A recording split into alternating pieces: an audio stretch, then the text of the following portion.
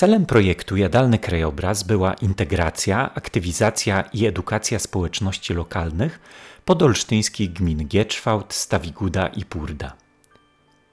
W ramach projektu założyliśmy kilkanaście niewielkich podmiejskich ogrodów społecznych. Posadziliśmy w nich tysiące jadalnych roślin, drzew, krzewów, ziół i warzyw. Ogrody założyliśmy w miejscach ogólnodostępnych, na plażach, na wiejskich placach, przy szkołach. Zakładaliśmy je wspólnie z mieszkańcami wsi. Plażowe ogrody społeczne założyliśmy nad Jeziorem Wólpińskim w Majdach i Barwinach oraz nad Jeziorem Naterskim w Naterkach. W nasadzeniach dominowały drzewa i krzewy owocowe, takie jak porzeczki, maliny, aronie i wiśnie. Rośliny, które nie wymagają specjalistycznych zabiegów pielęgnacyjnych.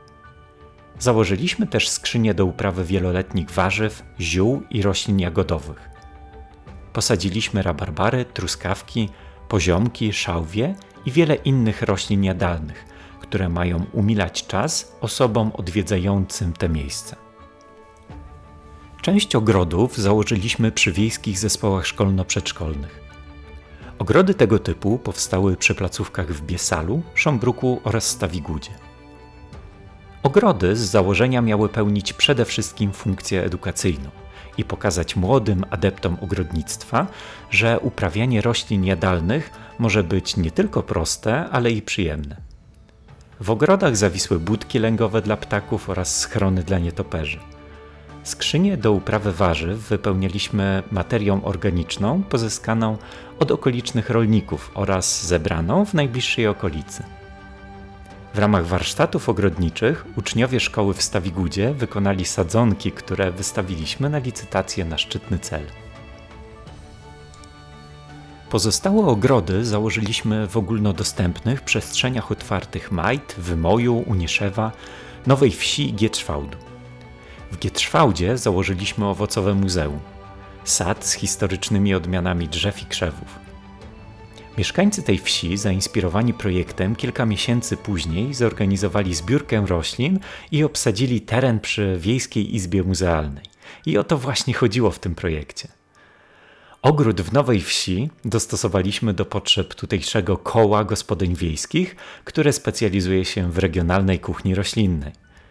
Przy ich siedzibie posadziliśmy pokaźną kolekcję drzew i krzewów owocowych oraz założyliśmy skrzynię do uprawy ziół.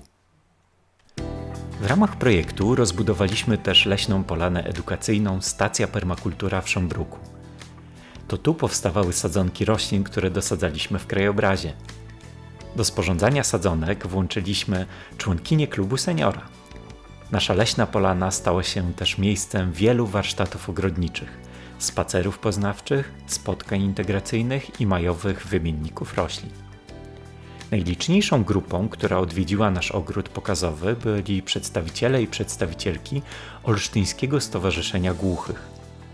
Jako że ich wizyta przypadła w okolicach Dnia Matki i Dziecka, nasz ogród stał się nie tylko miejscem warsztatów ogrodniczych, ale też areną do gier i zabaw na świeżym powietrzu.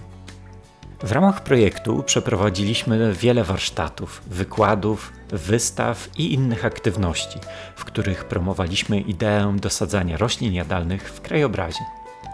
Zorganizowaliśmy spotkanie informacyjne zapraszające do udziału w projekcie, jak i podsumowujące ten 2-letni maraton.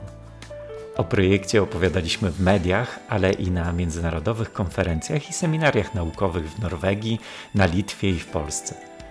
Stworzyliśmy też cykl filmów edukacyjnych dotyczących ekologicznego ogrodnictwa oraz przeprowadziliśmy kampanię społeczną dotyczącą ogrodów społecznych. Wszystkie ogrody powstawały wspólnie z lokalnymi społecznościami. W ich realizację włączały się liczne instytucje. Mieszkańcy współdecydowali o kształcie ogrodów.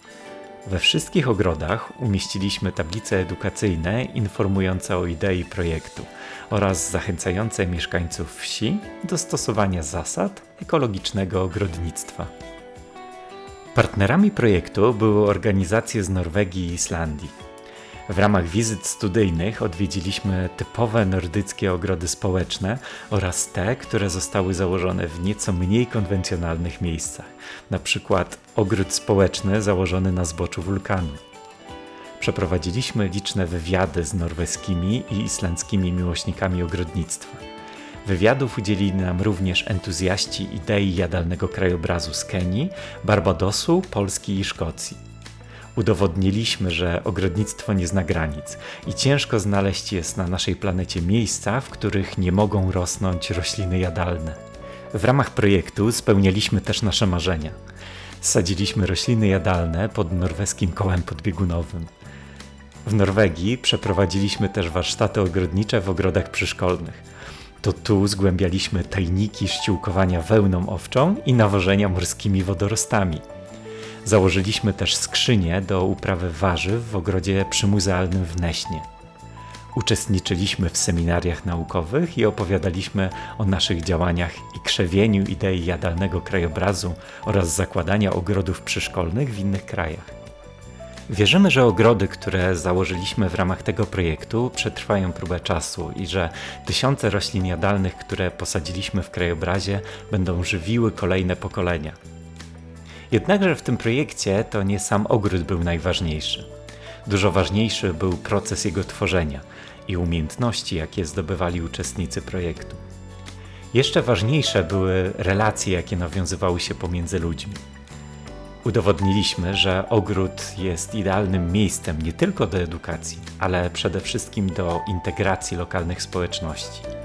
Może stać się miejscem, w którym milkną lokalne konflikty i przestrzenią, w której wszyscy jesteśmy równi.